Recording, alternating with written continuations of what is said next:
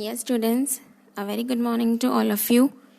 तो बेटा, जैसे कि आपको पता है कि ईवीएस में जो हम लास्ट टॉपिक कर रहे थे आवर हेल्पर्स, वो पूरी तरह से कंप्लीट हो चुका है। मैंने आपका ओरल टेस्ट भी ले लिया था। तो आज हम ईवीएस में एक नया टॉपिक स्टार्ट करने जा रहे हैं, ठीक है, जिसका नाम है एयर। एयर को हिंदी में हवा बोलते हैं, सभी बच्चों को पता होगा। एयर को हम हिंदी में हवा बोलते हैं, यानी कि वायु।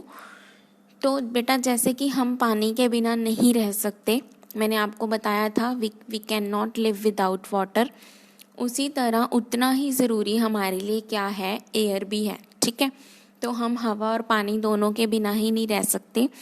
ऐसे तो रहने के लिए और भी हमें काफ़ी चीज़ें चाहिए होती हैं, जैसे कि खाना, पानी, धूप, रोशनी, हवा, लेकिन एयर उनमें से एक मेन कंपोनेंट है वाटर की तरह, ठीक है, जिसके बिना हम बिल्कुल ही नहीं रह सकते। क्योंकि अगर एयर ही नहीं होगी तो हमें सांस ही नहीं आएगी, और अगर हमें सांस ही नहीं आएगी तो हम जिंदा कैसे रहेंगे। खाना खाने का भी हम थोड़ी देर वेट कर सकते हैं। अगर हमें सुबह का खाना ना मिले तो हम दोपहर तक वेट कर सकते हैं, दोपहर का ना मिले तो रात तक कर सकते हैं, ठीक है। हम पानी पी के कुछ भी करके थोड़ी देर के लिए ज़िंदा रह सकते हैं, कुछ दिनों तक।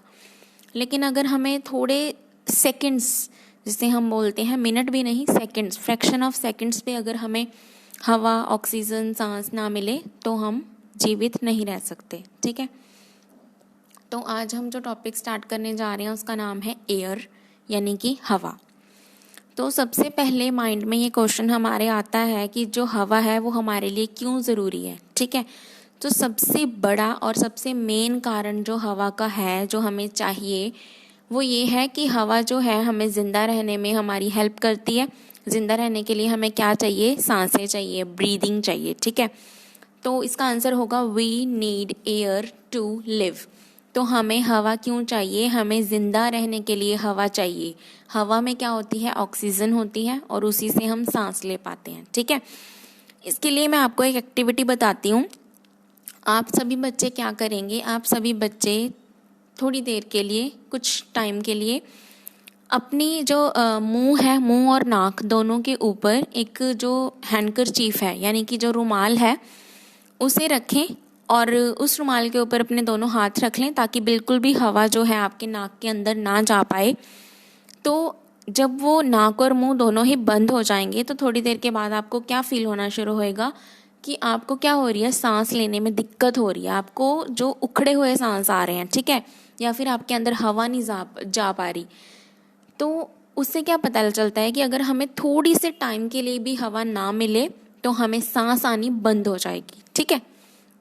और जो एयर है वो सारे ही एटमॉस्फेयर में होती है, कहीं भी हम जाते हैं, बाहर घूमते हैं, सभी जगह क्या है, एयर है ना। तो सबसे मेन कारण जो है, we need air to live, okay. उसके बाद नेक्स्ट क्वेश्चन जो है उसमें ये बोल रहे हैं कि ऐसे कोई 3 यूजेस बताओ हवा के, 3 यूजेस बताओ जहाँ पे हवा हमें चाहिए। यानी कि कोई 3 ऐसी चीज़ें बतानी है जहाँ पे एयर जो है वो यूज़ होती है, हवा जो है वो यूज़ होती है। तो ऐसे तो बहुत सारे कारण हैं जहाँ पे हम लिख सकते हैं, पॉइंट्स हैं कि हवा हमें यहाँ पे चाहिए, यहाँ पे चाहिए। तो मैंने यहाँ पे आपके लिए 5 जो पॉइंट्स लिखे हैं, 1 2 3 4 एंड 5। लेकिन आपने कितने करने हैं, ये मैंने लिखा है डू एनी 3।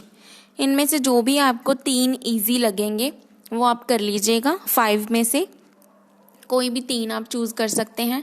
जैसे कि बेटा, फर्स्ट जो पॉइंट है वो क्या है, टू ब्रीथ। ब्रीथ क्या होता है, सांस लेना, ठीक है। ब्रीथ का मतलब है सांस लेना, हवा को अंदर लेके जाना, ठीक है, जिसके साथ क्या जाती है, ऑक्सीजन अंदर जाती है, और जब हम सांस को बाहर छोड़ते हैं तो कार्बन डाइऑक्साइड गैस बाहर जाती है। गैसेस के नेम अभी आपने लर्न नहीं करने हैं, आपने सिर्फ याद रखना है कि टू ब्रीथ, हवा हमें क्यों चाहिए, सांस लेने के लिए। सेकेंड पॉइंट है, ये सभी को पता है, टू फ्लाई काइट्स। अगर हमें पतंग उड़ाने हैं तो हमें क्या चाहिए, हवा चाहिए, ठीक है। बारिश में तो पतंग उड़ नहीं सकते, तो हमें क्या चाहिए, मूविंग एयर चाहिए, चलती हुई हवा चाहिए, तभी हमारी जो पतंग है वो अच्छे से लहराएगी और ऊपर तक जाएगी। थर्ड है टू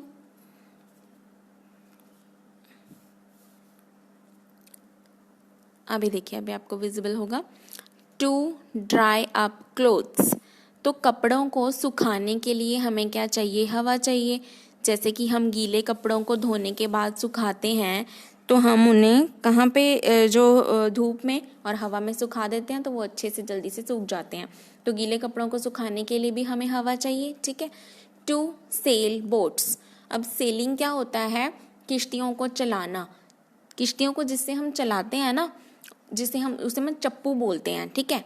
और एंकर्स बोलते हैं, उससे हम पानी को पीछे पीछे करते रहते हैं बोट में बैठ के, और हवा के प्रवेग से क्या होती है, जो बोट है वो हमारी आगे की डायरेक्शन में जाती है। तो बोट्स की सेलिंग के लिए हमें हवा चाहिए।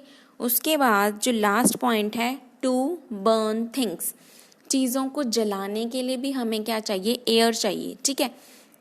इसका भी एक एक्सपेरिमेंट है मेरे पास, मैं आपको बताती हूँ।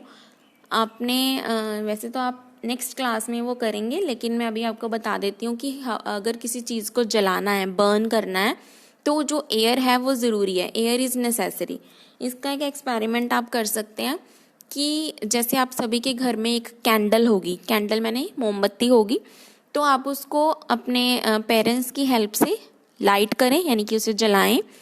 उसके बाद जला के उसे रख दें, और एक और कैंडल लें, उसे भी आप लाइट करें, यानी कि 2 कैंडल्स लें, उसको लाइट करें और जला के अपने सामने रखें, ठीक है। जब दोनों कैंडल्स जल जाएंगी तो आपने क्या करना है? एक कांच का गिलास लेना है, बड़ा वाला, कवरिंग, या फिर कोई जार ले लीजिए। जैसे घर में कोई कांच का जग हो आपके पास, कांच का ही होना चाहिए, प्लास्टिक का होगा तो वो मेल्ट हो जाएगा, पिघलना स्टार्ट हो जाएगा। और अगर स्टील का होगा तो उसके अंदर क्या हो रहा है वो आपको बाहर से नज़र नहीं आएगा, क्योंकि स्टील तो उसे अच्छी तरह से कवर कर देगी ना, उसके अंदर ही होगा जो होगा, वो आपको नज़र ही नहीं आएगा। So that's why we need glass, ठीक है। इसलिए हमें क्या चाहिए? कांच का गिलास, बड़ा वाला, जिसके अंदर कैंडल पूरी तरह से आ जाए और थोड़ी जगह भी बचे साइड्स में, या फिर कोई बड़ा जग, ठीक है। तो आप क्या करेंगे? एक कैंडल के ऊपर उस जग को उल्टा, ऐसे उल्टा रख देंगे, ओके। तो थोड़ी देर के बाद, और दूसरी कैंडल में कुछ नहीं करना है, उसे ऐसे ही जलते रहने दें और दोनों को ऐसे बराबर में रख लें। तो थोड़ी देर बाद आप क्या देखेंगे कि जो कैंडल जिसके ऊपर आपने वो कांच का गिलास या कांच का जग रखा है वो बुझ जाएगी, यानी कि चलनी बंद हो जाएगी अपने आप से, ठीक है।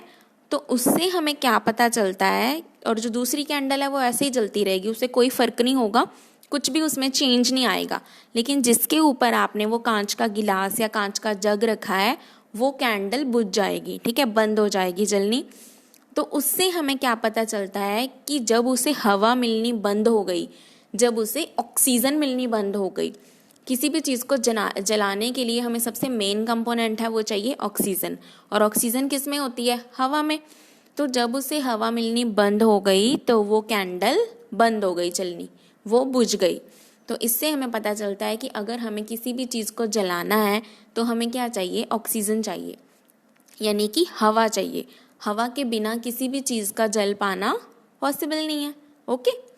तो ये आपके पास 5 पॉइंट्स हैं, 1 2 3 4 5। इनमें से जो भी आपको 3 ईजी लगे आप उसे अच्छे से लर्न करें, और ये दोनों क्वेश्चंस हैं जो आप इसको अपनी अपनी नोटबुक में सुंदर हैंड राइटिंग में लिखें और लर्न भी करें, okay class. So this is your today's class work. Right and learn this work neat and clean and send it to me. Hope you understand well. Have a nice day to all of you. Thank you, class.